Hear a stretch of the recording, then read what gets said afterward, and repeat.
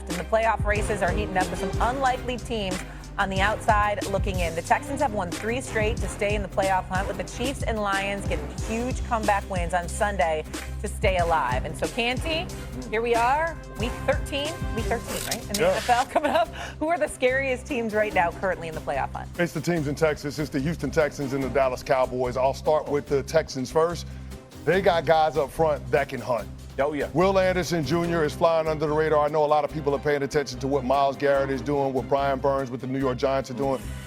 Get a load of Will Anderson Jr., because Josh Allen did on Thursday Night Football. It didn't go so well for him. Josh Allen sacked the career high 8 times. Yep. It was the 3rd time in his career where he was held to no touchdowns passing or rushing and having multiple turnovers. They made him look very, very human, and that's the reigning defending MVP. They've won 3 straight games with backup quarterback Davis Mills. 2 of those victories against teams that are currently in the playoff picture right now. And it would have been 5 straight games had their quarterback C.J. Stroud not got knocked out in the first quarter against the Denver Broncos, and that was a 3-point game that went in Denver's favor. So there's a lot to like with the Houston Texans. If they get C.J. Stroud back with this upcoming game, Week 13 against the Indianapolis Colts, you need to look out, because the Texans are the team that nobody wants to play in the AFC. The NFC, it's really simple for me with the Dallas Cowboys. I don't think they're going to get to the playoffs, but they're going to play spoiler for a lot of teams. And as Mel Kiper always says, if you can't beat them, you can't block them. Well, the Dallas Cowboys, now that they got Quinnen Williams, they're hard to block. And, of course, with that offensive line, with all those first-round draft picks named Tyler, they can block people up. And so the Dallas Cowboys now, that offense has balance. Dak Prescott has a little bit more margin for error, because you got a defense that can get some stops. And we saw what that looks like in Week 12 against the Philadelphia Eagles. So the Dallas Cowboys, the Houston Texans are teams that are going to give opponents tough times down the stretch. Stephen A? I'm going to go with CC on this in terms of the Houston Texans. I haven't seen a defense like that in a long time. The way those brothers can get at the quarterback. I mean, Will Anderson is something special. These brothers are no joke. This defense is ferocious. They've got speed. They hit. They're rough riders. They're very physical. They come after you. And you get the impression, I'm not speaking in a literal sense, fellas, but you get the impression that just give them 14 points. They got you. They got you. You ain't getting anything this way. I mean, they come at you like that. And you understand they're doing this without C.J. Stroud. So C.J. Stroud comes back, and he shows you anything relevant or close to the potential he showed you a couple of years ago or so, okay? Houston could be deadly.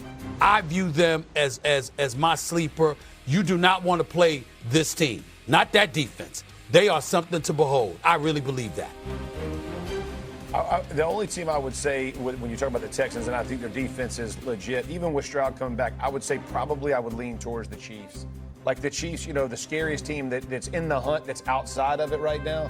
I mean, the Kansas, they've been to a Super Bowl, 7 times, whatever or AFC Championship 7 times in a row, whatever this crazy number is. They whipped the Colts. Like I did not expect that kind of game to go down that way. They played physical. Hunt got involved. It feels like as the year progresses, Andy Reid gets back to that Chiefs conversation of running the football first and then taking it through Mahomes. And their defense, they locked up Jonathan Taylor. And so I get that they've been sporadic this season. And they haven't won many one-score games, but if you're going to tell me who's scary and you got to dial up the team that just always finds a way with Mahomes back there, they're scary to me as well. Kansas City, what a great segue. We talked earlier about the Cowboys. Cowboys and Kansas City are going to face off against one another on Thanksgiving Day. And so was it a must win for the Cowboys? Everyone here thought maybe not. They just got to win one of their next 2. But now for Kansas City on the flip side, is Thursday a must win against Dallas? What do you think, Casey? No, it's not a must win against Dallas. It's more of a must-win for them the week after that against the Houston Texans, which starts a streak of 5 straight. Not to the board. Oh, you're going to the board? Yeah, I got to go to the board. So this Dallas Cowboys game, it's great for ratings. Not necessarily a gotta have it for the Kansas City Chiefs. This one right here is the one you got circled, because the Kansas City Chiefs are looking up at the Houston Texans when it comes to playoff standings. If they're able to get that win, that's going to be a big one. The Chargers game as well, that's another one. The Chargers beat them the first game of the season down there in Brazil. So win or loss against the Chargers? I'm going to give them a win against the Chargers. Okay. Okay, and then I'm going to give them a win against the Tennessee Titans. What's understood ain't got to be said. This one becomes interesting against the Denver Broncos. Denver Broncos got the best of them in Mile High. The Denver Broncos have played them really well the last few seasons. I'm going to actually give that game to the Denver Broncos, and then I'll give them the win against the Las Vegas Raiders. So that becomes the key to me. 10-7, it's right on the fringe of whether or not it gets them in. They're contending with teams like the Jacksonville Jaguars, like the LA Chargers, like the Buffalo Bills for those 3 playoff spots in the wild card. They're not going to be able to catch up with the Broncos in the division. So I think the Kansas City Chiefs have a path to get in, but they have no margin for error, and likely they're going to need some help. So if they lose to the Cowboys and they lose to the Broncos, like Cece just said, that would give them a 66% chance to get in. Go ahead, Stephen A. I believe they're beating the Cowboys. I believe they lose to the Texans, and then they run the table and win the rest of their games. Okay, so if they do that, that would give them a 98% chance to make the playoffs at 11-6. Okay? Yes, I agree. I mean, listen, I think when you're talking about the Cowboys, this is much more of a momentum thing for the Chiefs, in my opinion, is as a must-win. Yeah. Like them putting back-to-back wins against the Colts and the Cowboys would make a statement, right? That we're back. They put everybody on notice. I said this before the Colts played the Chiefs. Everybody in the AFC was rooting for the Colts to win that game in Kansas City. And unfortunately, they didn't get it done. You've kind of awakened the beast there in Kansas City. And I mean that more specifically to like the style of play. And I've said it before, I'll say it again. 33 first downs to 10. You held your opponent to 4 straight 3-and-outs at the end of this game.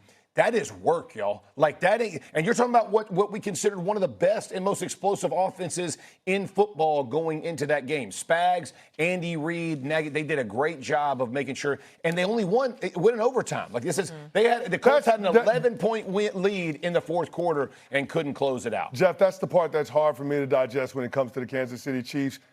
You gave up the ball at the beginning of the fourth quarter driving into the red zone. Fumble by Kareem Hunt. The Colts had the ball plus a double-digit lead in Arrowhead. To me, that was as much about the Colts' collapse as it is about the Kansas City Chiefs being able to awaken and go on a deep playoff run like we're accustomed to being able to see them. This team has some real flaws.